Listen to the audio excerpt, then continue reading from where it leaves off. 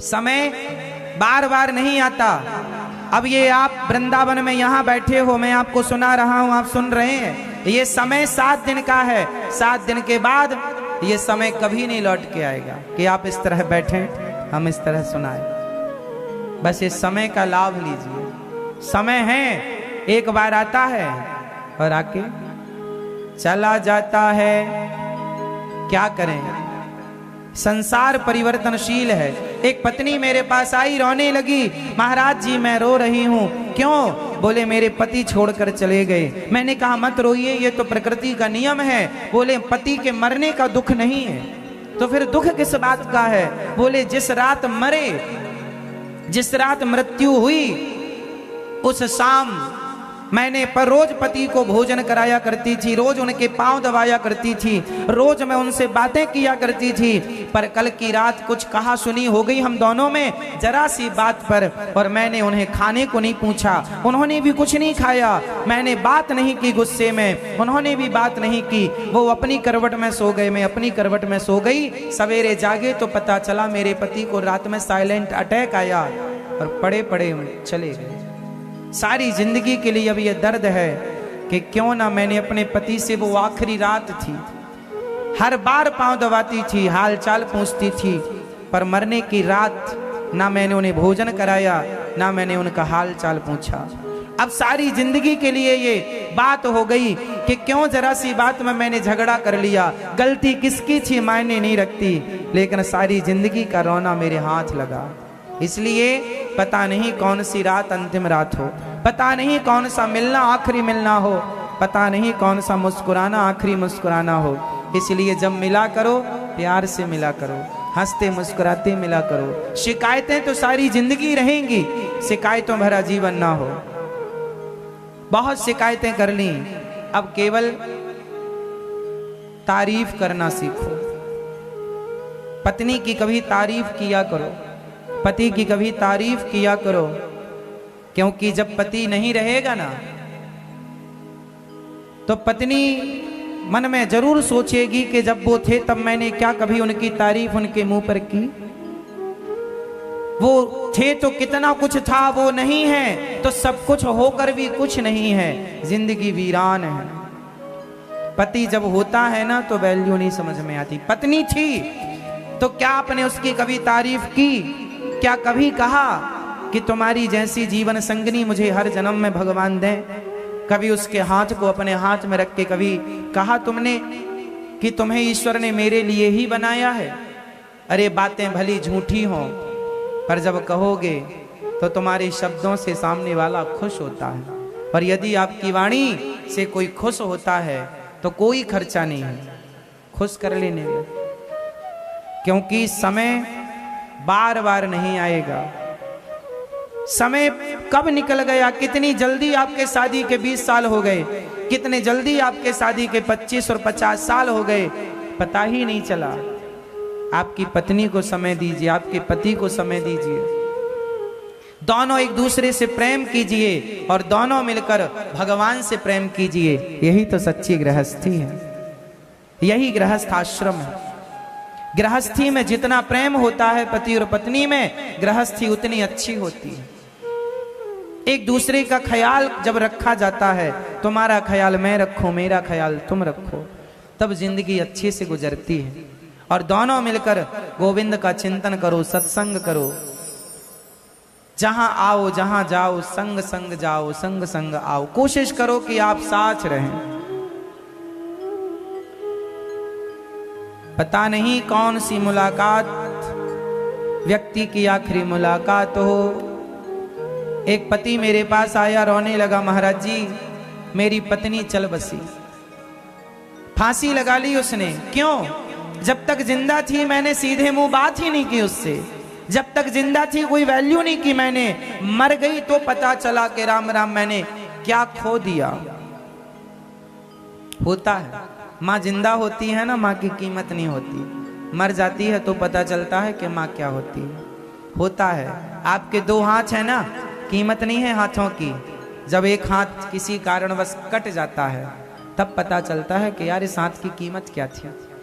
पाँव हैं, कोई कीमत नहीं है जब किसी का पाँव नहीं होता। एक और उसे वैसाखी लेकर चलना पड़ता है, तब पता चलता है कि दूसरे पांव की कीमत क्या थी। कई बार चीजें अपने पास होती हैं लेकिन अपने को उसकी कीमत पता नहीं होती। कीमत जब तक पता चलती है तब तक समय हाथ से चला जाता है। क्या करें, समय रहते समझ लोगे तो बहुत फायदे में रहोगे। इसलिए पति ही ब्रह्मा पति ही विष्णु पति नर अवतार।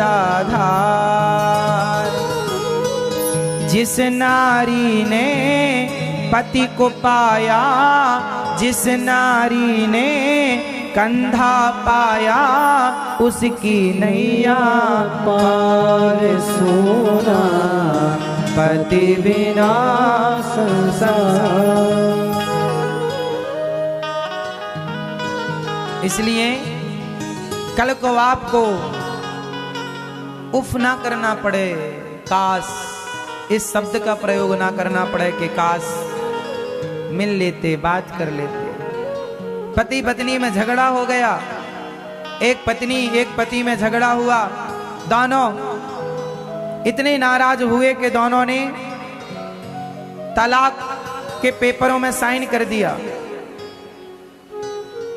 जज के पास गए, जज ने पूछा क्यों आप दोनों एक दूसरे को तलाक देना चाहते हैं? लड़के से पूछा, सामने लड़की भी थी, मतलब पत्नी भी थी, सामने के कटघरे में पत्नी खड़ी थी, सामने के कटघरे में पति खड़ा था, बीच में जज बैठा है। जज ने कहा कि तुम्हें अपने पति को तलाक क्यों देना है, क्या गलती? पत्नी ने कहा, जज साहब एक दिन की बात है, मैंने जरा सी गलती की, इन्होंने मेरे गाल में थप्पड़ मार दिया, मारा इन्होंने, जलील किया इन्होंने। जज साहब ने पति से पूछा क्यों, तुमने अपनी पत्नी को मारा है? हाँ जज साहब, मेरे से गलती हो गई, मैंने बहुत बड़ा अपराध कर दिया, अपनी पत्नी को ना चाह कर मेरे हाथ से ये गलती हो गई, अपराध हो गया। मैंने इससे कई बार माफी मांगी, सॉरी कहा, पर इसने कहा नहीं, मैंने तो निर्णय ले लिया है कि मैं आपको तलाक दूंगी। जो नारी का सम्मान नहीं करता, मैं ऐसे पुरुष के संग नहीं रह सकती। जज साहब ने कहा उस लड़की की तरफ देखकर, बेटी विचार कर लो, तुम अपने पति को तलाक देकर बताओ कहां रहोगी? लड़की ने कहा, मेरी माँ जिंदा है जज साहब, मेरे पापा जिंदा है, कमाते हैं, मैं भी कमाऊंगी, काम करूंगी, पर इस आदमी के साथ नहीं रहूंगी। जज साहब ने कहा, बेटी तुम्हारी माँ और तुम्हारे बाप पिता, तुम्हारे पापा कितने दिन तक तुम्हारा साथ देंगे? जब तुम्हारी माँ बूढ़ी हो जाएगी, जब तुम्हारे पिताजी बूढ़े हो जाएंगे और जब मर जाएंगे, तब तुम्हारा पालन कौन करेगा? तुम्हारा भाई, तुम्हारी भौजाई। जब बिना बाप के बिना माँ के तुम उस घर में रहोगी, तुम्हारी भौजाई दिन में 4 ताने मारेगी कि जो अपने पति की ना हो सकी वो हमारी होगी। कितने दिन तुम्हारा भाई तुम्हें रोटी देगा? कितने दिन तुम्हारी भौजाई तुम्हें देगी? क्या वो ताने सुन सकोगी? जब तुम्हारी माँ के मरने के बाद, तुम्हारे बाप के मरने के बाद तुम्हारी भौजाई, तुम्हारी भाभी तुम्हें ताने मारेगी, क्या सह सकोगी? गलती किससे नहीं होती? यदि उसने तुम्हें थप्पड़ मारा है तो लो, मैं कहता हूं तुम भी इसे थप्पड़ मार लो। यदि तुम्हारे थप्पड़ मारने से तुम्हारा रिश्ता बचता है तो बचा लो। बेटी, कुएं में जब बाल्टी उतरती है ना तो झुकती है, यदि झुकती है तो भरती है, नहीं झुकती तो नहीं भरती। गलती पत्नी को हो या गलती पत्नी की हो या पति की, लेकिन रिश्तों को बचाने के लिए दोनों में जो झुक कर रिश्ते बचा ले वो सबसे समझदार होता है। इसलिए तुम झुक कर इस रिश्ते को बचा लो, तुम्हारा भविष्य बहुत अंधकार में चला जाएगा। माना कि इस तुम्हारे पति ने गलती की, पर वो क्षमा मांग रहा है। गलती करने वाला गलत तो है, पर गलती को स्वीकार ना करने वाला सबसे बड़ा अपराधी है। पर इसने स्वीकार कर लिया। तुम इसे एक बार माफ करके एक बार गृहस्थी शुरू कर सकती हो। इन कागजों से क्या पालोगी? कल दूसरे पुरुष के साथ रहोगी तो क्या भरोसा कि तुम्हारा दूसरा पुरुष भी तुम्हें सुख देगा। इसलिए एक पिता के नाते तुम्हें समझा रहा हूं, जज के नाते नहीं। मैं तो साइन कर ही दूंगा इन कागजों पर तुम्हारा निर्णय है कि तुम चाहो तो रिश्ते को बचा लो। कोई किसी का पालन कितने दिन करेगा, कोई किसी को रोटी कितने दिन देगा, कोई किसी को अपने घर में पनाह कितने दिन देगा। एक पति है, एक पत्नी है जो एक दूसरे के सच्चे साथी होते हैं, संगी होते हैं। इसलिए भूल जाओ कि तुम्हें इसने कुछ कहा था। थोड़ी देर वो लड़की चुप रही, आंखों से झरझर आंसू गिरने लगे, कटघरे में खड़ी खड़ी रोने लगी और